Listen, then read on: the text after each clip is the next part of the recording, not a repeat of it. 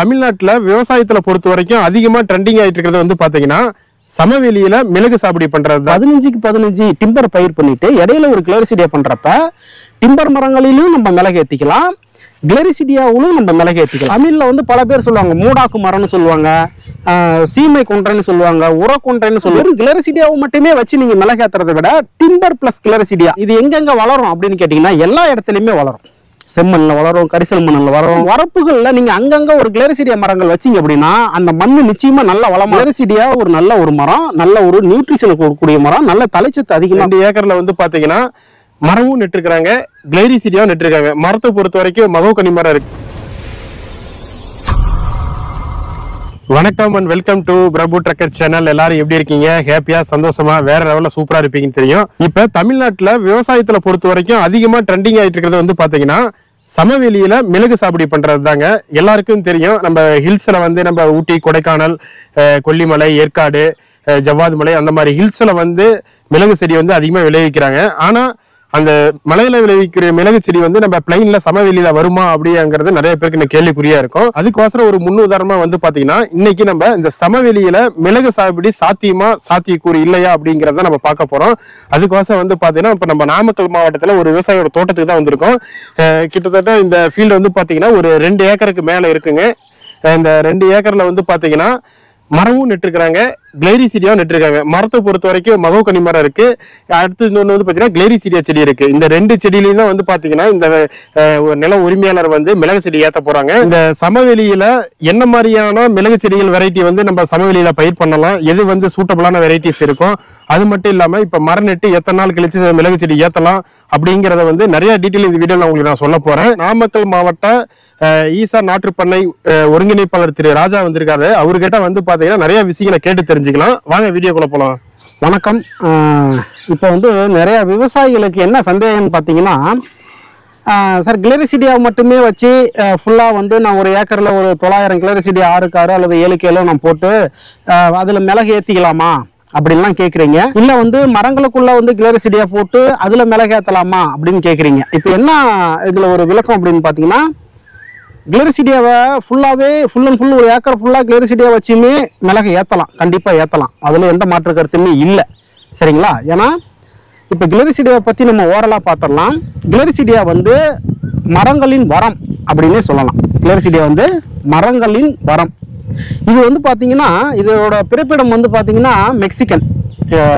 இதை வந்து தமிழில் வந்து பல பேர் சொல்லுவாங்க மூடாக்கு மரம்னு சொல்லுவாங்க, சீமை கொன்றைன்னு சொல்லுவாங்க, உர கொன்றைன்னு சொல்லுவாங்க, சரிங்களா? இந்த மாதிரி வந்து இந்த மரங்களுக்கு தமிழில் வந்து இந்த மாதிரி பெயர் இருக்கு. கிளரிசிடியாவுக்கு மாற்றா வந்து நம்ம தமிழ் பெயர்களை சூட்டணும்னா அந்த மாதிரி சொல்லலாம், சரிங்களா? இதுல 2 வகை இருக்கு. கிளரிசிடியா மேக்குலேட்டான்னு ஒரு ரகம் இருக்கு, கிளரிசிடியா செப்பியம்னு ஒரு பொட்டானிக்கல் நேம் கொண்ட வெரைட்டி இருக்கு, சரிங்களா? இதுதான் வந்து கிளரிசிடியா ஆரிஜின். இது எங்கெங்க வளரும் அப்படின்னு கேட்டிங்கன்னா எல்லா இடத்துலையுமே வளரும். செம்மண்ணில் வளரும், கரிசல் மண்ணில் வளரும், பாறை இடுக்குகளில், பாறை மண்ணில், எல்லா இடங்களிலுமே கிளரிசிடியா வளரும். அதில் எந்த மாற்று கருத்துமே இல்லை, சரிங்களா? 2வது இதோட சிறப்பு என்னன்னு கேட்டிங்கன்னா, கிளரிசிடியா வந்து அதாவது இப்போ மரங்கள் மிளகு ஏற்றுறதுக்காக தான் நம்ம கிளரிசிடியா வைக்கணுமா அப்படிங்கிறதெல்லாம் இல்லை. நீங்கள் ஒரு பயிர் பண்ணுறீங்க, ஒரு ஹார்டிகல்ச்சர் பயிர் பண்ணுறீங்கன்னு வச்சுக்கோங்களேன். உதாரணத்துக்கு தக்காளி, கத்திரிக்காய், வெஜிடபிள்ஸ் பண்ணுறீங்க, இல்லை மற்ற பயிர் ஏதாவது வந்து பண்ணுறீங்க, கடலை, உளுந்து இந்த மாதிரி ஏதாவது பண்ணுறீங்க. இதில் எல்லா இடங்கள்லையுமே வந்து கிளரிசிடியாங்கிறது வந்து கண்டிப்பாக இருக்கணும். ஏன்னு கேட்டிங்கன்னா அந்த அளவுக்கு நைட்ரஜனை, காற்றில் இருக்கிற நைட்ரஜனை கிரகிச்சு இது என்ன ஃபேமிலின்னு பார்த்தீங்கன்னா ஃபேபேசியா ஃபேமிலி. கிளரிசிடியாங்கிறது ஃபேபேசியா ஃபேமிலி. ஸோ அதனால் என்ன பண்ணணும்னா காற்றில் இருக்கிற நைட்ரஜனையை கிரகிச்சு வேரில் முடிச்சு மாதிரி சேமித்து வச்சுக்கும், புரியுதுங்களா? 2வது இந்த இலைகள்லாம் வந்து பார்த்தீங்கன்னா சீக்கிரமாக மக்கக்கூடிய ஒரு இலைகள். மற்ற இலைகள் மாதிரி ரொம்ப நாள் இல்லாமல் இந்த இலைகள் உயிர்ந்ததுமே மண்ணில் சீக்கிரமாக மக்கி மண்ணுக்கு தேவையான நைட்ரஜனை கொடுக்கக்கூடிய வேலையை வந்து இந்த கிளரிசிடியா செய்யுது, சரிங்களா? 2வது அதனால இது மரப்பயிருக்குள்ளதான் வைக்கணுங்கிறது இல்லை. அதாவது மற்ற நீங்கள் அக்ரிகல்ச்சர் கிராப்பாக இருந்தாலும் வரப்புகளில் நீங்கள் அங்கங்கே ஒரு கிளரிசிடியா மரங்கள் வச்சிங்க அப்படின்னா அந்த மண் நிச்சயமாக நல்ல வளமாக இருக்கும். நீங்கள் போடுற விளைச்சல் வந்து பயிர்கள் வந்து நல்ல விளைச்சல் தரும். அதில் எந்த மாற்று கருத்துமே கிளரிசிடியாவில் இல்லை, சரிங்களா? ஸோ இப்போ நான் என்ன சொல்ல வரேன்னு கேட்டிங்கன்னா, கிளரிசிடியா ஒரு நல்ல ஒரு மரம், நல்ல ஒரு நியூட்ரிஷனை கொடுக்கக்கூடிய மரம், நல்ல தலைச்சத்து அதிகமாக கொடுக்கக்கூடிய மரம். 2வது இப்போ செமி சேடலில் வளரக்கூடிய பயிர்கள் இருக்குன்னு வச்சுக்கோங்களேன். காஃபி இருக்கு, கொக்கோ இருக்கு, சரிங்களா, மிளகு இருக்கு, ஜாதிக்காய் இருக்கு. இந்த மாதிரி பயிர்களுக்கெல்லாம் வந்து ஒரு நிழல் சேடு, அதாவது என்ன சொல்றது, இதுக்கு பேர் வந்து வெளியில வந்து கொக்கோ சேடுன்னே ஒரு பேர் இருக்கு. கொக்கோ சேடு ட்ரீ அப்படின்னே சொல்லுவாங்க. அப்போ காஃபி சேடு ட்ரீன்னு சொல்லுவாங்க. அதாவது காஃபி, கொக்கோ இந்த மாதிரி செமி சேடு உள்ள பயிர்கள் அதிக வெயில் தாக்கத்துல இருந்து இந்த கிளரிசிடியா வந்து பாதுகாக்கும், நிச்சயமா பாதுகாக்கும். அதே மாதிரி வேகமா வளரக்கூடிய ஒரு மரம், வெட்ட வெட்ட வெட்ட வந்துகிட்டே இருக்கும். சரிங்களா, இதுதான் கிளரிசிடியாவோட சிறப்பு. இப்ப கிளரிசிடியாவை வச்சு மட்டுமே நீங்க மிளகு தாராளமா ஏத்தலாம். அதுல என்னன்னு பாத்தீங்கன்னா, ஒரு மிளகு மூலியமா ஒரு 20, 25, 30 வருஷம் நீங்க அதுல இருந்து ஒரு வருமானம் எடுக்கிறீங்கன்னா, 30 வருஷத்துக்கு அப்புறம் வந்து பாத்தீங்கன்னா நமக்கு இந்த மரம் மூலியமா ஒரு இன்கம் வருமானு கேட்டா இல்ல, அது வந்து 0.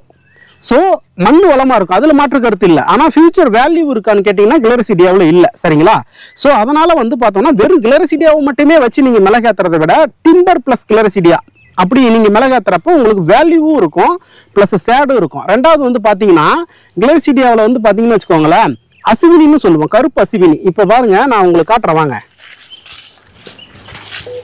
இங்க பாருங்க, நல்லா காட்டுங்க. பாருங்க, இதுதான் வந்து அசுவினின்னு சொல்லுவோம், சக்கிங் பெஸ்ட், சாறு உறிஞ்சும் பூச்சி. இது வந்து ஆரம்ப நிலை. இந்த ஆரம்ப நிலையிலே நம்ம கட்டுப்படுத்தாத விட்டுட்டோம் அப்படின்னா இது என்ன பண்ணுன்னு கேட்டீங்கன்னா பெரிய லெவல்ல ஸ்ப்ரெட் ஆயிரும். இங்க பாருங்க, இது பெரிய அதிசய காட்சி பாருங்க. அசுவினியை வந்து பொறி வண்டு சாப்பிட்டுக்கிட்டு இருக்கு. இங்க பாருங்க, இதெல்லாம் காண கிடைக்காத ஒண்ணு. அசுவினியை பொறி வண்டு வந்து கட்டுப்படுத்திட்டு இருக்குது. அதாவது இக்காலஜிக்கல் சிஸ்டம், ஒன்றை சார்ந்ததான் உலகங்கிற மாதிரி இந்த அசுவினியை திங்கிறதுக்கு இந்த நன்மை செய்யும் பொறி உண்டு வந்து இதை வந்து தின்னுகிட்டு இருக்கு.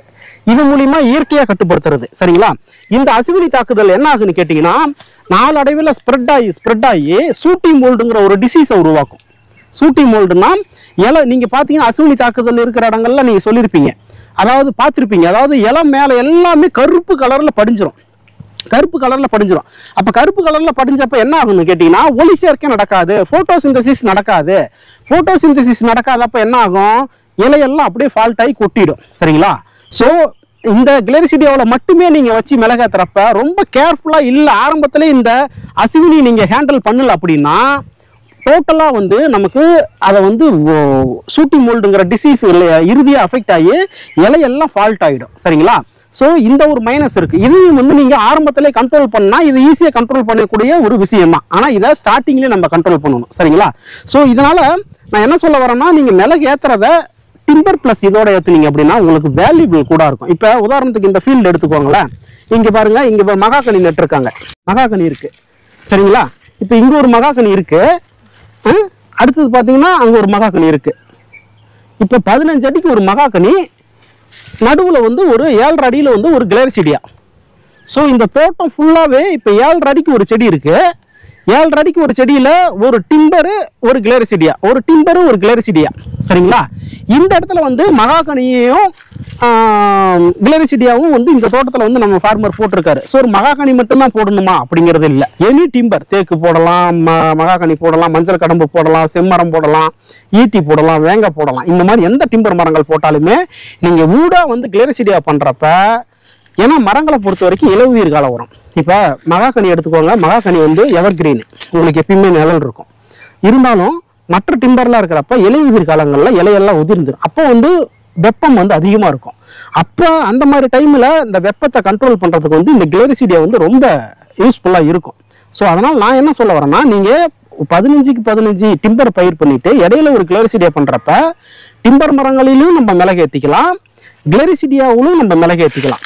டபுள் இன்கம் மாதிரி. ஆமா, 2 இன்கம் ஆயிரும். அப்ப கிளரிசிடியாவில் ஃபியூச்சர் வேல்யூ இல்லைனாலும் டிம்பர் மரங்கள்ல உங்களுக்கு மிளகு அறுவடை முடிஞ்சதுமே டிம்பர் மரங்கள் வந்து உங்களுக்கு ஒரு ஏக்கருக்கு மினிமம் வந்து ஒரு 20 லட்ச ரூபா ஒரு வருமானத்தை நிச்சயமா கொடுக்கும். அதாவது ரெகுலர் வருமானமா வந்து மிளகு இருந்தாலுமே கூட டெபாசிட் வருமானமா வந்து பாத்தீங்கன்னா நமக்கு வந்து இந்த மகாகனி வந்து யூஸ்ஃபுல்லா இருக்கும். மற்ற டிம்பரா இருந்தாலும் அது யூஸ்ஃபுல்லா இருக்கும். சரிங்களா, அதனால நம்ம என்ன சொல்ல வரோம்னு கேட்டீங்கன்னா, நீங்க முழுக்க வெறும் கிளரிசிடியாவை மட்டுமே பயிர் பண்றதுல உங்களுக்கு மிளகுல மட்டும்தான் வருமானம் வரும்.